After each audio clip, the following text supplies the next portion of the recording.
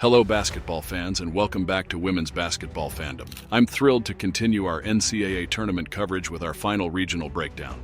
If you've been following along with our previous bracket analyses, you know we've been diving deep into what makes each matchup special. Today we're looking at perhaps the most intriguing region of all, the West region, where USC has secured the final #1 seed and faces a challenging path to the Final Four. USC as the #1 seed. The USC Trojans didn't just stumble into this top seed, they earned it through consistent excellence throughout the season. With an impressive 13 Quad 1 victories, the Trojans have proven they can compete with and defeat the best teams in the country.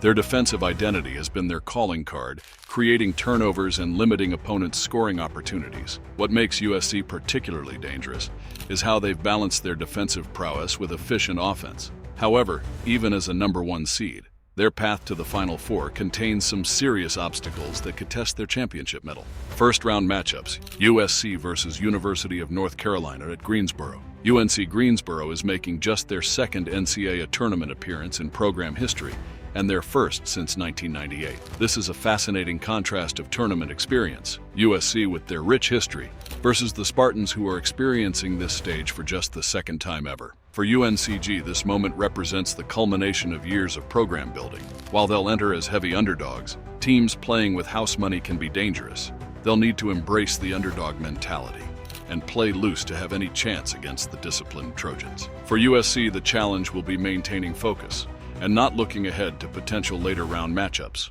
We've seen #1 seeds stumble before when they underestimate their opponents. The Trojans need to establish their defensive identity early and smother any hope UNCG might have of pulling a historic upset. Cal versus Mississippi State. The Cal Golden Bears represent one of those dangerous middle seeds that nobody wants to face.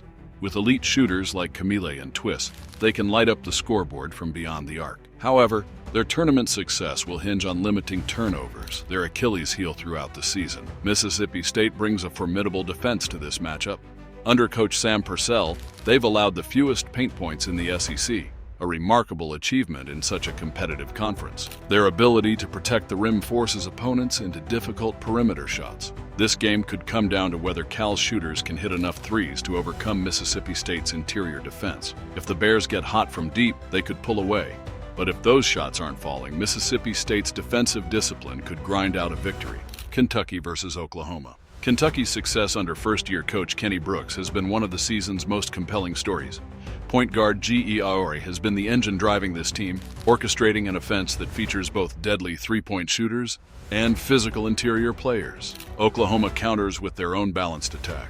Reagan Beers provides strong interior play while Peyton Verrill stretches defenses with her perimeter shooting. The Sooners' ability to score from multiple positions makes them difficult to defend. This matchup features two teams that can beat you in multiple ways. Kentucky's defensive intensity versus Oklahoma's offensive versatility gives us a fascinating strategic battle to watch. The team that can dictate the tempo will likely advance. Kansas State versus Fairfield. Kansas State's tournament hopes rest heavily on the shoulders of star player Ayoka Lee. When she's at her best, the Wildcats can compete with anyone in the country. Her ability to score efficiently and create opportunities for teammates elevates everyone around her. Fairfield enters as the underdog but has shown resilience throughout their conference tournament run. They'll need to find ways to contain Lee without leaving themselves vulnerable to Kansas State's other weapons. This is a classic case where a team's dependence on a single star can be both a strength and a weakness. If Fairfield can somehow limit Lee's impact, they could pull the upset. But that's much easier said than done. Second-round potential matchups. If the seeds hold, we could see some fantastic second-round contests. USC versus Mississippi State. This potential matchup would pit USC's well-rounded attack against Mississippi State's elite interior defense. The battle in the paint would be particularly fascinating, as Mississippi State's strength directly challenges one aspect of USC's offensive approach. For the Trojans to advance, they'd need to show they can score consistently against an elite defensive team. For Mississippi State, the question would be whether they can generate enough offense to keep pace with USC's scoring. Kentucky versus Oklahoma. A Kentucky-Oklahoma matchup would give us contrasting styles. Kentucky's defensive pressure against Oklahoma's balanced offensive attack presents a classic basketball chess match. The Wildcats would look to disrupt Oklahoma's offensive flow with their aggressive defense, while the Sooners would try to use their versatility to find mismatches and scoring opportunities. Sweet 16 outlook. As we project forward to the Sweet 16, this region gives us some mouthwatering potential matchups. USC versus Iowa. Despite losing Caitlin Clark, Iowa remains a formidable tournament team. Lucy Olin has stepped into the leadership role admirably, and the Hawkeyes' supporting cast has elevated their game. Iowa's experience in big moments could prove valuable against USC's talented but relatively younger roster. This matchup would test USC's ability to handle a team that knows how to win in March. The Trojans would need to rely on their defensive identity to disrupt Iowa's well-executed offensive sets. UConn versus Kentucky/Oklahoma. UConn enters this tournament on a mission. Led by Paige Beckers, the Huskies are determined to win their first championship since 2016. Their experience and the chip on their shoulder make them particularly dangerous. Whether facing Kentucky or Oklahoma, UConn would be tested by teams with different strengths.